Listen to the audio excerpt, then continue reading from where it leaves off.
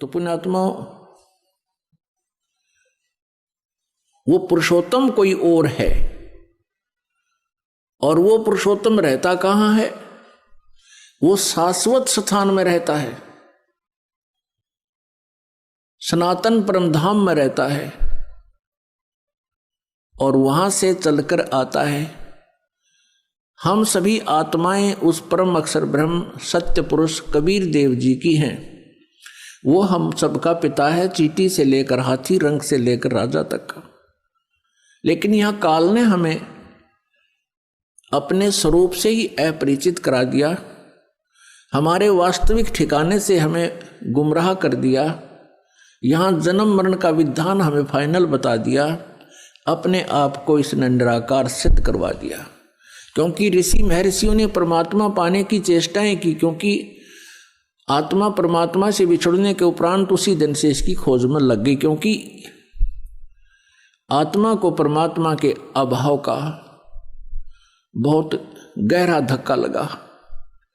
पुण्यात्माओं, जब तक आपके घर पर बिजली आई हुई है, बल्ब भी चल रहे हैं, कूलर भी चल रहे हैं, पंखा भी चल रहा है, और भी आवश्यक कार्य आप जो कर रहे हैं वो भी हो रहा है, और जिस समय वो बिजली चली जाती है फिर आपको उसकी आवश्यकता महसूस होती है, उसका अभाव आपको खटकता है, और सारा दिन कट लग जाए तो पसीने छूट जाते।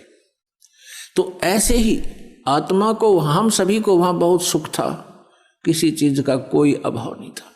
ज्यों ही हम इस काल के साथ यहाँ इसके लोक में आए, हमारा वो लाइट चली गई, परमात्मा से मिलने वाली राहत हमें समाप्त हुई, खत्म हुई।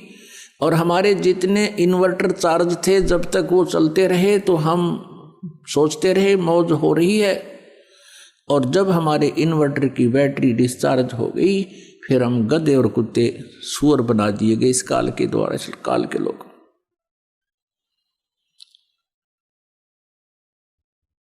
तो पुण्यात्माओं, उस परमेश्वर की तलाश हमने उसी समय से शुरू हो गई, क्योंकि सबसे पहले हम सभी को इस काल ने अपने कृत्रिम स्वर्ग लोक में रखा, कृत्रिम, बनावटी, नकली, और वहां हमारी ही पूंजी को हमें ही देता रहा। एक रेस्टोरेंट बना लिया इसने। हम जो वहां राम नाम की पूंजी लेकर आए थे, उस रेस्टोरेंट में इसने हमसे छीन ली, और सुविधाएं जो देता था उसके चार्जिंग शुरू कर दिए, उसके चार्ज हमसे लेने शुरू कर दिए। जब हम कंगाल हो गए, पृथ्वी पर पटक दिए, कुत्ते और गधे सुअर बना दिए, और मनुष्य जीवन, एक मानव जीवन इसलिए हमें देना पड़ रहा है क्योंकि इसको परमात्मा ने एक श्राप लगा दिया। यदि पुण्यात्माओं इसको परमात्मा श्राप नहीं देते, परमेश्वर कबीर जी, तो यह हमें मनुष्य जीवन कभी नहीं देता, इस पृथ्वी पर पटक देता सजाएं भोगने के लिए, और ऊपर हमें कभी भी अपने मूल ठिकाने का पता नहीं लगता। ये रहम किया भगवान ने। तो वो परमात्मा, तो ऋषि महर्षियों ने परमात्मा के पाने का प्रयत्न किया। वेद परमेश्वर कबीर जी द्वारा दिए गए थे, 5 वेद। इस काल भगवान ने उनमें से 4 रख लिए, एक नष्ट कर दिया, 5वां वेद सूक्ष्म वेद।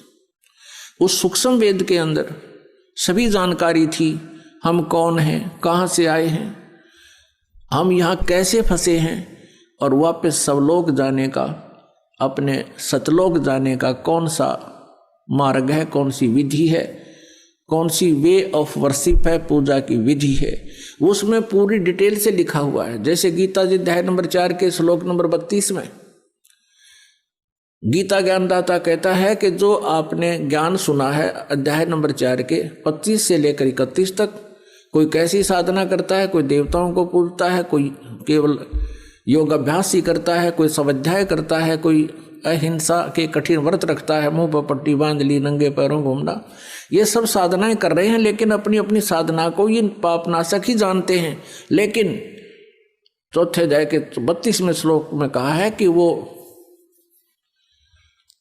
वास्तविक इन यज्ञों की जानकारी, यज्ञ माने धार्मिक अनुष्ठानों की जानकारी सच्चिदानंद घन ब्रह्म की वाणी में, ब्रह्मणे मुखे, ब्रह्मणे मुखे माने सच्चिदानंद घन ब्रह्म यानी परम अक्षर ब्रह्म की वाणी में विस्तार से कहा गया है। उनके जानने से तू सर्वथा कर्म बंधन से मुक्त हो जाएगा।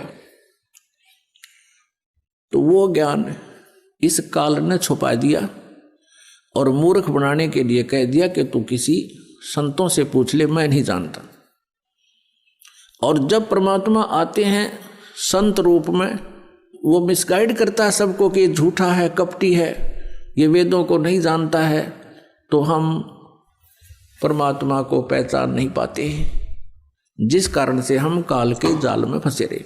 तो यहां उन ऋषि महर्षियों ने इस काल के द्वारा भ्रमित किए हुए ज्ञान के आधार से, लोक वेद से और तथा इन चारों वेदों के आधार से, जिसमें इनकम्प्लीट स्पिरिचुअल नॉलेज है, जिनके अंदर अधूरा आध्यात्मिक ज्ञान है, उस ज्ञान को ही हम संपूर्ण मानकर उसी के आधार से हम साधनाएं करते रहे। ऋषियों ने ओम नाम को सुप्रीम नाम मान लिया, मंत्र अंतिम, और ब्रह्म का जाप बताते रहे। और ओम नाम की साधना से क्या होता है? ब्रह्मलोक प्राप्ति होती है।